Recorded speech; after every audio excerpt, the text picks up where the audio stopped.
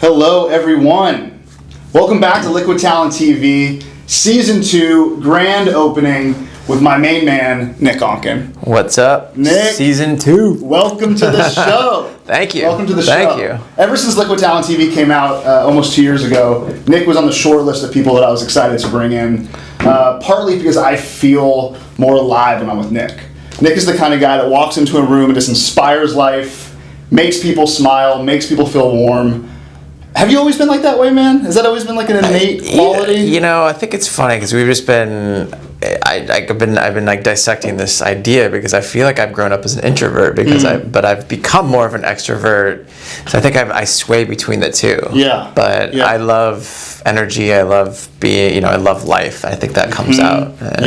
Everything that I do. So is I feel like entrepreneurism is this like interesting balance between introverted and extroverted, right? Because like you got to like put your head down and like build and create and focus, but you also have to share this stuff with the world. Yeah. You know, it's like that interesting tango of the two. Yeah, I feel like I have a balance of that. I think I get joy out of actually creating, but I also love sharing it with other people because there's something exciting about that. And to see other people get inspired by what I'm creating and what I'm doing is inspiring to me. 100%. Yeah. Where are you from? What's your background? I'm from Seattle. Okay. My mother's Chinese, my dad is German. Okay.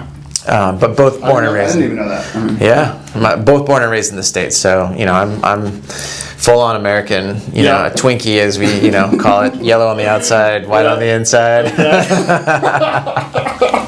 Feeling it. And are you? Did you go to school in Seattle? I went to school in Seattle and I was a graphic designer. That's what I went to school for. Okay. And then, did that for about 4 or 5 years freelance. And then I discovered photography. Right. And I was like, I can get paid to travel the world and take photographs. Like, how amazing is that? Done. Yeah, sign me up. Did you always have an affinity to photography growing up? Like, were you using your parents' cameras and like were you interested in that field, or did it come later in life? It never registered on my radar. I do have like a couple photos of me as a child, like a little kid with like taking a photo, but there was nothing ever associated. I kind of didn't even think about it. And then I grew up and I loved drawing and painting and creating art, and then that parlayed into graphic design. Taking that to the digital space, and then digital photography. I had to take a couple of photography classes in high school and college, but I never really thought anything of it. I just they were part of the design program. I did it, right, whatever. And then like when digital, I would shoot like a roll a year just for every once in a while. It was expensive, and back in those days I was Pope. Yeah, so And you still hold on to some of that analog, old school? Yeah, so I still shoot film now, and I go back and shoot film a lot more for my personal stuff. Yeah. What if we lost in an instant gratification world where everything is now, everything is yesterday, you can promote it, in a moment's notice? What have we lost with going into that instant gratification world? That's a great question. I think we lose sensitivity because we're so inundated with so much noise, like all this Instagram and Facebook and Twitter. We're just constantly seeing like imagery, like content. Pretty soon you don't even know how to decipher it because there's so much of it there. Right. Whereas back in the day, you had less of it, so you could digest the content a lot more. Totally. Which I feel like now you have to build a brand and a point of view and really like become at the top to stand out as a company, as a brand, anything. I read a stat recently that the average New Yorker sees over 3,000 ads a day. And right, how do you maintain that sensitivity where you're just completely bombarded online and offline from morning to night with so much stuff? Yeah. You almost have to then become more discerning with what you consume, and thinking about what content you consume is almost like thinking about what food you consume and the health of your. You want to consume really good stuff, positive stuff, uplifting stuff, create your moments type of stuff. Yeah. That empowers you and fuels you, and I think like you bring a real positivity to the content you put out, and I'm sure that's very conscious. Like it's definitely a conscious thing, and I've done a lot of work to like create from like an internal space.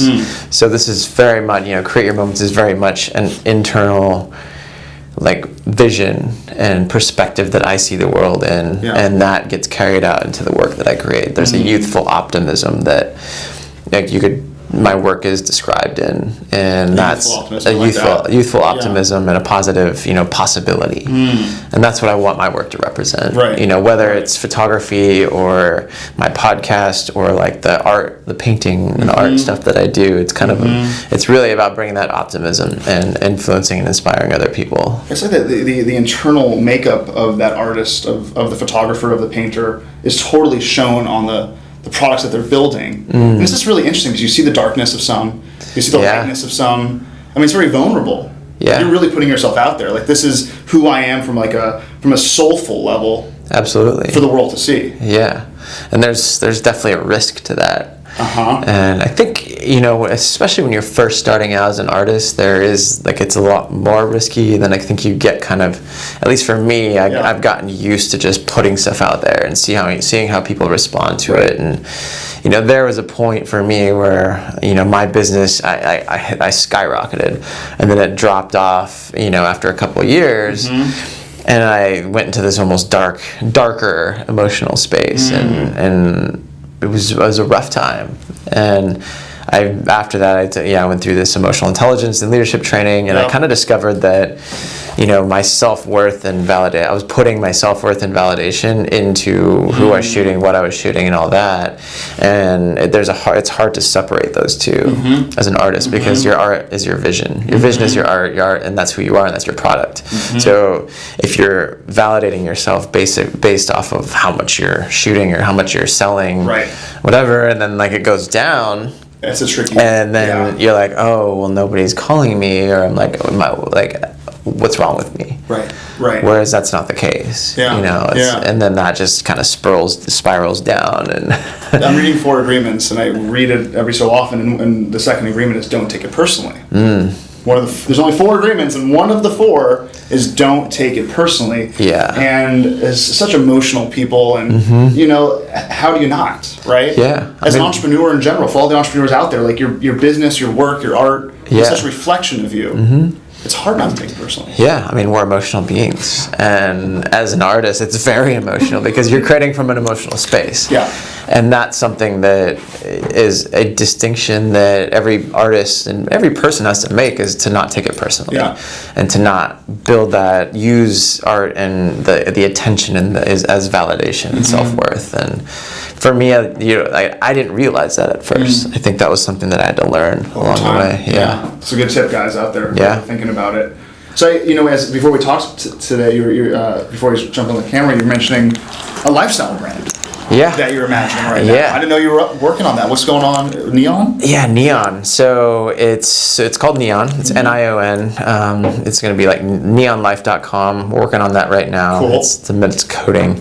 But we're taking kind of everything. It's kind of like all the stuff that I'm doing around the positive thinking, and it's basically like about living your life in color. And I want to create a conscious shift in the way people think, and inspire people to think positively, but through the filter of art and design. Yeah. So we'll be creating products. We'll be doing cut and sew T-shirts. Wow. We'll be doing cards. So I did this project on Instagram that was like a 100-day project, and I did 100 days of hand-drawn type quotes. I love that, dude. Thank you. I loved it. And people are loving it, and they're like, I want to hang this on my wall, and like, what, how can I want a calendar? I want like a poster, or a card, or something. And so now we're going to take that stuff that I've been doing and translate that into product. Into a product. And then I'll be doing, bringing fashion and style into it. So I'll be collaborating, making sunglasses with my friends Coco and Breezy, and I'll be making a line of hats with Satya, and so it'll be different collaborations. Yeah, How much fun is that? So much fun. I mean, I get to wake up every day and create and make shit. Yeah. Right. Do you pinch yourself? Yeah, I do, especially with some of the experiences in my life. Just wild, huh? Yeah. Satya is an amazing hat maker, a mutual friend of ours, another artist and creator. Yeah. It's amazing to this city, this community. It is so inspiring. Yeah. And we draw so much from each other's work. For the entrepreneurs out there that are thinking about creating and taking a leap and doing something that's a little counter to the traditional path, what are some pieces of advice that you would offer someone in that space right now? Yeah, you know what's funny is I actually talk about this. My podcast is all about creative entrepreneurship. So building a career in art, what does it take? And I'm actually doing I'm doing a 15-part miniseries on how to create a career in art. So the first one is find your why. You got to know why you're doing this. You got to love it for the craft.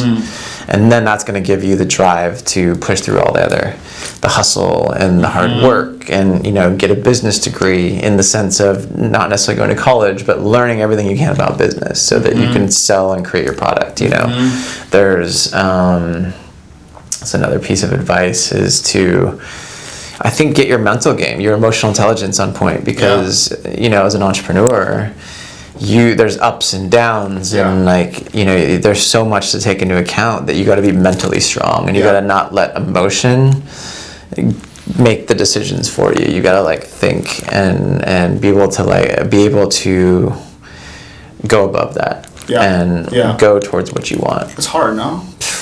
Absolutely. You're still working on it? Every day. Every day.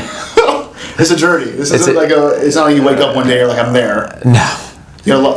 It's a journey. It's totally a journey. It's a journey. My goodness. But what else would you be doing, right? I mean, this is exactly your path. Yeah. And you're getting to live the life that you dream about, and wake up every morning, totally jived and thrilled about what's ahead of you. Absolutely. Nick, where do we find you online? How do we connect with you? Where are you at? So you can find me online. My favorite platform is Instagram at Nick Onken, NICKONKEN. And my podcast is shoptalkradio.com. So if you're looking to learn more about creative entrepreneurship and learn how to become a creative entrepreneur, most of the guests I have on there around this lifestyle. We've got Usher on there, Scooter Braun, Adam Braun. We've got Tori Kelly on there. Coco and Breezy. We've got John Chu, the director, coming up here, some photographers. So a lot of it's about that. It's a lot about mindset. Got my meditation teacher coming up who, how to integrate that, become your peak creative state. And a lot of great guests. So check it out. And then my new brand, Neon, NIONLIFE, neonlife.com is that's coming up. It's getting ready to launch. Cool. And awesome. NickOnken.com is my website where you can see my photography. Amazing photography. Amazing guy. Nick, thanks so much, brother. Yeah, thanks for having us. Appreciate it. Having us. Peace. Later.